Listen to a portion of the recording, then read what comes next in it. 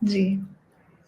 धनराज जी, एक जो बहुत बड़ी समस्या है रिश्तों में, वो है शक की, ख़ासकर पति-पत्नी के रिश्ते में, कि आप एक-दूसरे पे बहुत संदेह करते हैं, हर चीज़ को लेके।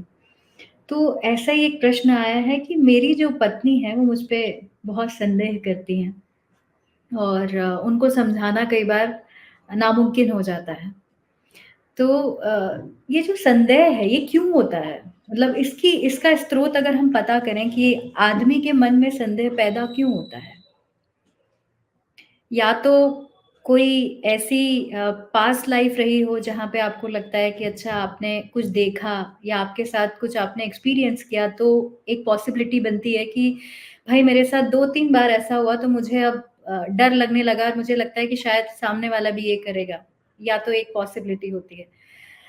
लेकिन जब आपने कुछ नहीं देखा, एक कोरा कागज़ है और आप उस पे लिखने बैठे हैं, तब भी आपको संदेह होता है कि मैं लिख पाऊँगा या नहीं लिख पाऊँगा, या मेरे विचार सही हैं या नहीं हैं, या आप मुझे बताएँ। तो इस तरीके से जब लोग कॉन्फ्लिक्ट्स में जाते हैं, तो रिश्ता तो खराब होता ही है।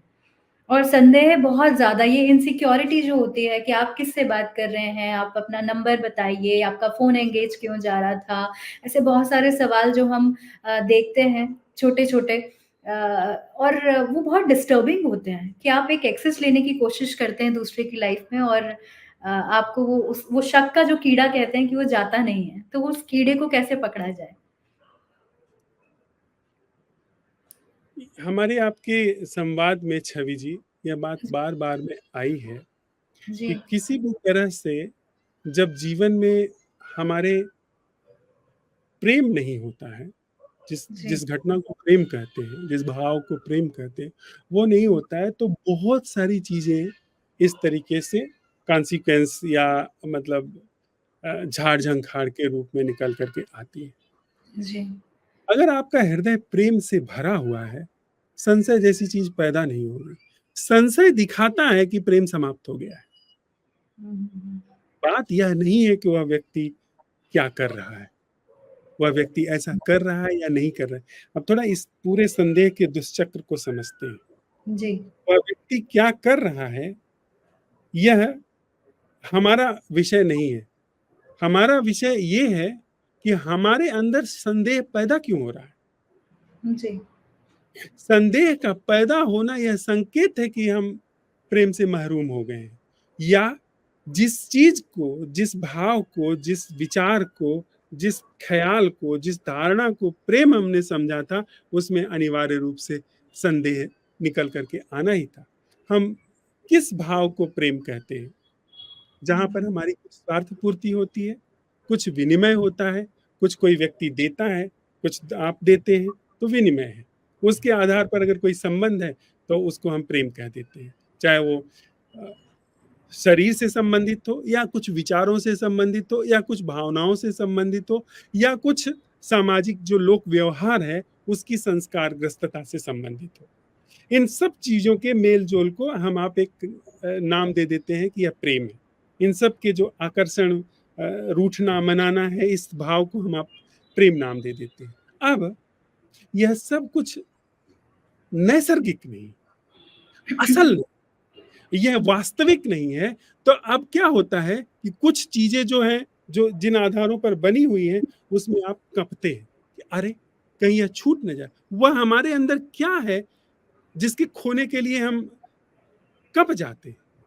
और दूसरा व्यक्ति जो मुझे दिए हुए है, अगर दूसरे व्यक्ति ने मुझे आश्वासन दिया हुआ है कि मैं तुम्हारा साथ कभी नहीं छोड़ूँगा, और मैं अपने अंदर अकेलापन महसूस करता रहा हूँ, मैंने अपने अंदर जो अकेलापन है, उसके लिए कोई सम्यक निदान नहीं किया है, मैं आपके भरोसे पर हूँ, आपके आश्वासन पर हूँ, तो मैं कँपता रहूँगा। मैं अपने अंदर असुरक्षा के बोध से भरा हुआ हूँ, मैं हुँ, अपने अंदर दुःख से भरा हुआ हूँ। आपके साथ में थोड़ा दुःख जो है, वह कम हो जाता है। मैं आपके उपस्थिति में थोड़ी सुरक्षा बढ़ जाती है। अब ऐसी स्थिति में होगा क्या कि जब भी कुछ भी ख़्याल भी आएगा कि कहीं ऐसा तो नहीं, तो मैं हुँ, कँप जाऊँगा। तो बजाय मैं दूसरे के ऊपर संदेह करने के, क्या यह समीचीन नहीं होगा? चाहे दूसरा सही हो या गलत हो, चाहे वो जैसा आप सोच रहे हैं वह कर रहा हो या ना कर रहा हो, आप क्यों कँप रहे हैं? आपके पाँव क्यों ज़मीन पर नहीं है? हुँ, हुँ। अगर आपके पाँव ज़मीन पर नहीं है, तो आप ही जब जड़ से उखड़े हुए हो, संबंध ही आपका उखड़ा हुआ है। अब दु अब ज़रा दुष्चक्र को समझिए। आपके जी। पाँव ज़मीन पर है नहीं, आपके पाँव उखड़े हुए हैं, आप जीवन के जो यथार्थ स्रोत हैं, उनसे जुड़े हुए नहीं हैं।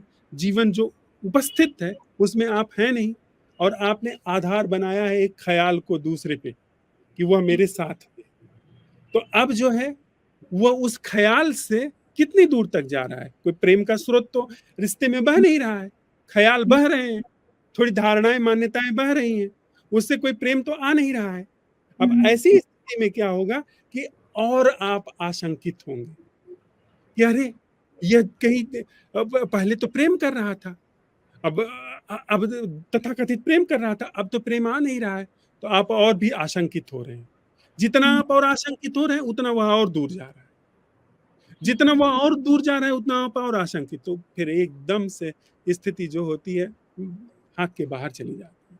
तो मुझसे अगर कोई पूछे कि संदेह जैसी स्थिति है, तो अगर स्त्री संदेह करती है, तो मैं उसको कहूँगा कि फिर आप अपनी अपनी ओर देखिए, ध्यान को अवसर दीजिए। उन चीज़ों को अवसर दीजिए कि आपके अंदर जड़ों से आप क्यों नहीं जुड़े हैं। और अगर पुरुष है जिसके ऊपर संदेह किया जा रहा है, तो मैं एक ही बात कहूँगा उससे, वह भी अपनी तरफ देखे। अपने जीवन में प्रेम के झरने को खोले। आप दूसरे को नहीं बदल सकते हैं, पर प्रेम को तो अवसर दे सकते हैं ना। हुँ, अपने जीवन में यह तो उतार सकते हैं ना कि प्रेम क्या है। अपने आप उसको अगर उस बात से कभी प्रभाव पड़ जाए, उससे थोड़ा-सा झलक उसको आ जाए, उसको सुगंध आ जाए तो ठीक, नहीं तो आपकी भूमिका पूरी। आप संबंध में अपनी भूमिका में पूरा हो जाइए। प्रेम को आपने अवसर दे दिया, फिर आपकी भूमिका पूरी होगी। दूसरा संदेह करता है, करता रहे। आपने अपने अंदर प्रेम को किसी भी तरीके से जैसे वो उतरता है, अवसर दे दिया, फिर प्रेम के हाथ में वह बात है। प्रेम अपने अपने आप वो उस रिश्ते में जो सम्यक होगा कर करा ले जाएगा। लेकिन आपको आँच नहीं आनी।